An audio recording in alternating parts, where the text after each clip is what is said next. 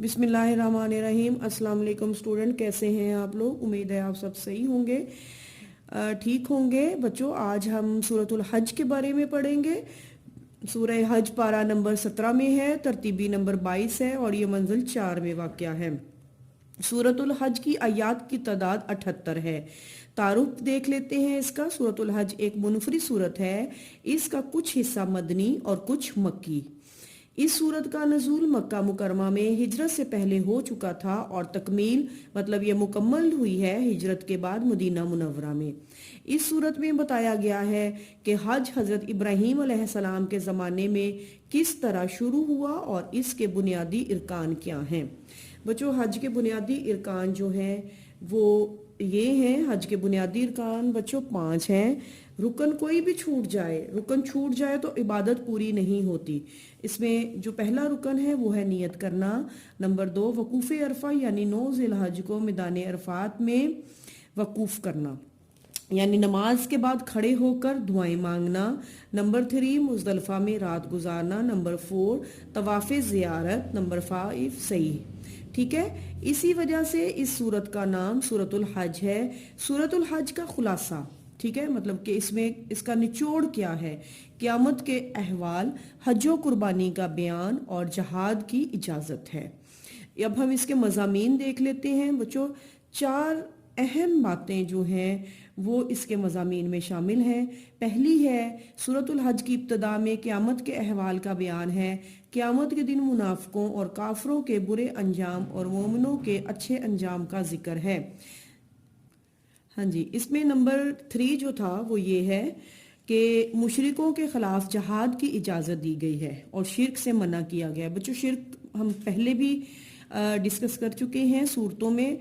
फिर बता देती हूँ कि अल्लाह ताला को ज़ातो सफ़ात में, अल्लाह ताला की ज़ातो सफ़ात में किसी को शरीक ठहराना, आपको सबको पता ही है, हम सबको पता है कि अल्लाह ताला वहदहु ला शरीक है। ठीक है, जहाद की इजाज़त को मुसलमानों के लिए खुशखबरी करार दिया गया है क्योंकि अब इन्हें काफरों के जुल्म सितम के खिलाफ ताकत का इस्तेमाल करने को कह दिया गया है। ये आने वाले हालात ने साबित किया कि ये इजाज़त वाकई एक बड़ी खुशखबरी थी। बच्चों, इसमें नंबर 4 जो है वो ये है कि सूरतुल हज के आखिर में, पहले हमने इब्तिदा में पढ़ा क्या था, क़यामत का अहवाल। अब लास्ट में क्या कहा गया है कि तमाम इंसानों को ईमान लाने की भरपूर दावत दी गई। फिर बताया गया कि अल्लाह ताला ने फरिश्तों और इंसानों में से जिसको चाहा पैगाम पहुंचाने के लिए मुंतखब फरमाया।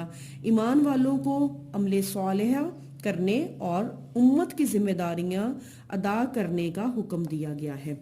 अब हम अगले पेज पे आ जाते हैं। उसमें है सूरतुल हज के इल्मी और अमली नकात। ठीक है, सूरतुल हज के मुतालिया से जो इल्मी और अमली नकात मालूम होते हैं इनमें से चंद ये हैं। पहला क्या है?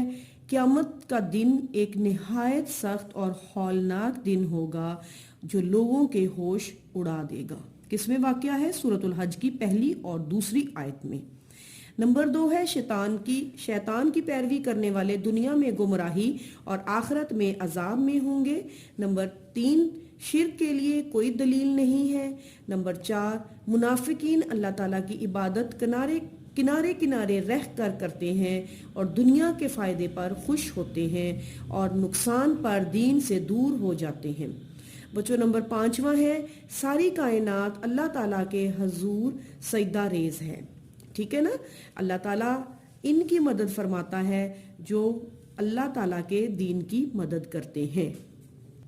आइए बच्चों, अब हम इसके आयात के तर्जमे की तरफ चलते हैं। तो आप अपनी किताब का सफ़ा नंबर 57 ओपन कर लें। ठीक है, तो ये आपकी जो आयत है वो 65 से लेकर 69 तक है। ठीक है, शुरू करते हैं। बिस्मिल्लाहिर्रहमानिर्रहीम। अलम तारा अन्नल्लाह सख्खरा लाकुम मा फिल अर्ज़ी, क्या तुमने नहीं देखा कि अल्लाह ने तुम्हारे लिए मुसख्खिर कर दिया जो कुछ ज़मीन में है। वलफुल्का तजरी फिल बहरी बि अमरी, और कश्तियाँ समंदर में इसी के हुक्म से चलती हैं। वा युमसी कुस्समा, और वही आसमान को रोके हुए है। अन तकाआ अलल अर्ज़ी इल्ला बिइज़्नी, कि इसके हुक्म के बगैर जमीन पर नहीं गिर सकता। इन्नल्लाह बिन्नासी ला रऊफुर रहीम, यकीनन अल्लाह लोगों पर बहुत शफकत फरमाने वाला, निहायत रहम फरमाने वाला है। वहुवल्लज़ी अहयाकुम, और वही तो है जिसने तुम्हें जिंदा फरमाया, सुम्मा युमीतुकुम, फिर तुम्हें मौत देगा, सुम्मा युहयीकुम, फिर तुम्हें जिंदा फरमाएगा। इन्नल इंसाना ला कफूर, यकीनन इंसान तो बड़ा ही नाशुक्रा है। लिकुल्ली उम्मतिन जअलना मनसाकन, हर उम्मत के लिए हमने इबादत और कुर्बानी का एक तरीका मुकर्रर फरमाया। बच्चों, जो चीज़ ब्रैकेट में लिखी हुई है ना, आप लोगों ने बिल्कुल ऐसे ही लिखनी है। हुम नासिकुहु, जिस पर वो चलते हैं, फला युनाजी उन्ना का मिनल फिल अमरी, कि इनको चाहिए कि हरगिज वो आपसे इस मामले में झगड़ा ना करें। वदउ इला रब्बिक, और आप सल्लल्लाहु अलैहि वसल्लम लोगों को अपने रब की तरफ बुलाते रहें। हुदन मुस्तकीम, यकीनन आप सीधे रास्ते पर हैं।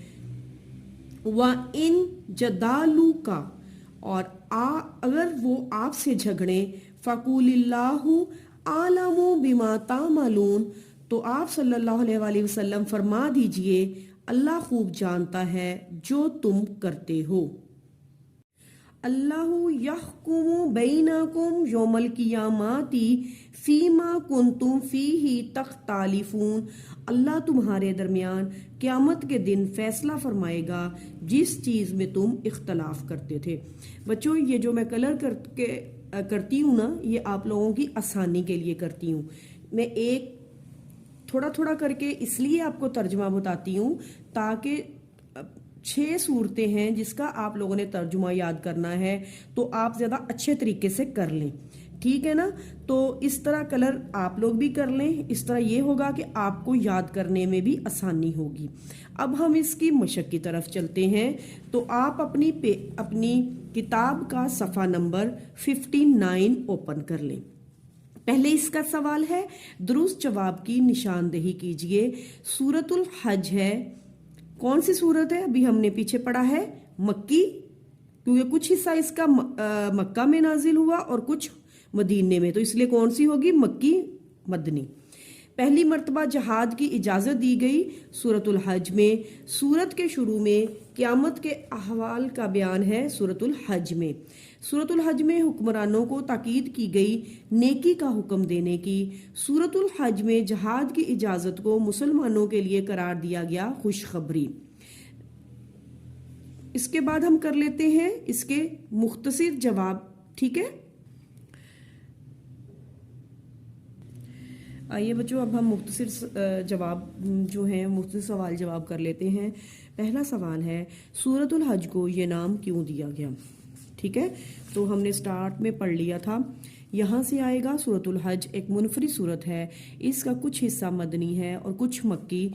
इस सूरत का नज़ूल मक्का मुकरमा में हिजरत से पहले हो चुका था और तकमील हिजरत के बाद मदीना मुनव्वरा में हुई। इस सूरत में बताया गया है कि हज हज़रत इब्राहीम अलैहिस्सलाम के ज़माने में किस तरह शुरू हुआ और इसके बुनियादी इरकान क्या हैं। इसी वजह से इस सूरत का नाम सूरतुल हज है।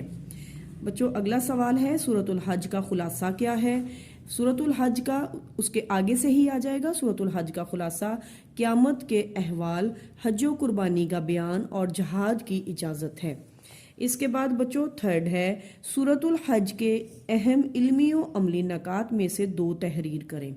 तो इसके इल्मी व अमली नकात देख लेते हैं। हम 2 नहीं 4 करेंगे, ठीक है। क़यामत का एक दिन निहायत सख्त और हौलनाक दिन होगा जो लोगों के होश उड़ा देगा। शैतान की पैरवी करने वाले दुनिया में गुमराही और आखिरत में अजाब में होंगे। नंबर 3 है, शिर्क के लिए कोई दलील नहीं। नंबर 4 है, सारी दुनिया अल्लाह ताला के हजूर सजदा रेज है। इसके बाद हम इसके अल्फाज के मायने कर लेते हैं, वो मैंने ऊपर लिख दिए हैं ताकि आपको आसानी रहे।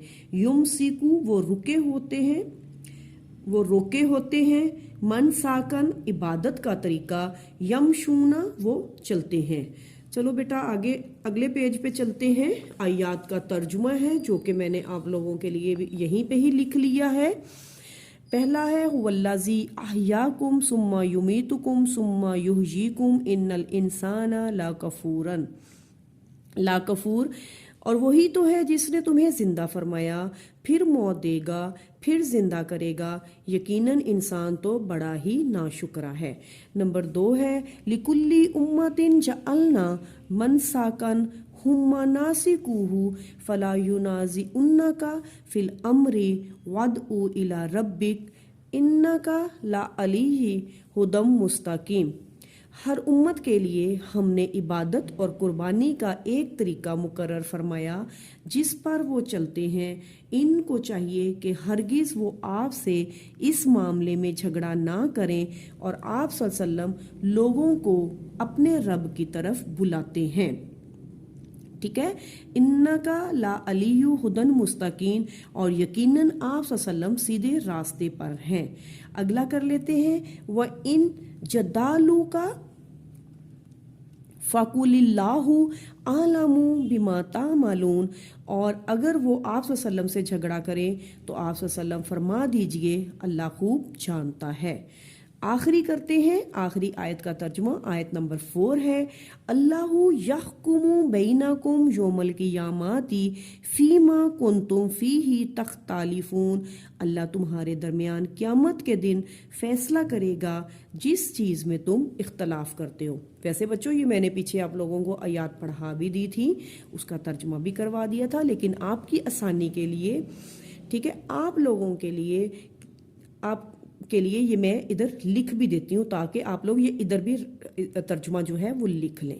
سوال نمبر 5 ہے تفصیلی جواب دیجئے، سورۃ الحج پر ایک مفصل مضمون تحریر کریں۔ تو بچوں سیم وہیں سے ہی آ جائے گا، ہم لوگ سٹارٹ سے لے لیں گے۔ پہلے ہم اس کا تعارف لکھیں گے، پارہ نمبر 17 میں ہے، ترتیبی نمبر 22 ہے، منزل 4 ہے، سورۃ الحج کی 78 آیات ہیں۔ پھر تعارف لکھ دیں گے، یہاں سے لے کے یہاں تک آئے گا، پھر اس کا خلاصہ یہاں سے لے کر یہاں تک، پھر مضامین کو بچوں آپ نے کیا کرنا ہے، پوائنٹس میں لکھ دینا ہے۔ جیسے پہلا پوائنٹ ہے قیامت کے بارے میں، تو آپ لکھیں گے قیامت کے احوال، قیامت کے احوال ہو گیا۔ پھر کس کے بارے میں ہے، پھر نمبر 2 جو ہے وہ ہے حج اور قربانی، ٹھیک ہے۔ تو اس طرح آپ کا یہ کافی لمبا کوہچن چلا جائے گا۔ اگلا جو ہے وہ ہے مشرکوں کے خلاف، ٹھیک ہے، جہاد، یہ والا پوائنٹ بنا لیں آپ، ٹھیک ہے۔ اگلا جو ہے انسانوں کو ایمان کی دعوت، ٹھیک ہے، پوائنٹ آپ دیکھ لیں، ٹھیک ہے۔ پھر اس کے بعد آپ اس کے علمی و عملی نکات لکھیں گے۔ اس طرح ہمارا سورۃ الحج کا پورا جو ٹاپک ہے وہ کمپلیٹ ہو گیا ہے۔ امید ہے آپ سب کو سمجھ آ گئی ہوگی۔ تو آپ اس چینل کو شیئر کریں، سبسکرائب کریں، اور اس کی ویڈیوز کو زیادہ سے زیادہ دیکھیں تاکہ آپ کو سمجھ آ جائے۔ اگلی ویڈیو تک کے لیے اللہ حافظ۔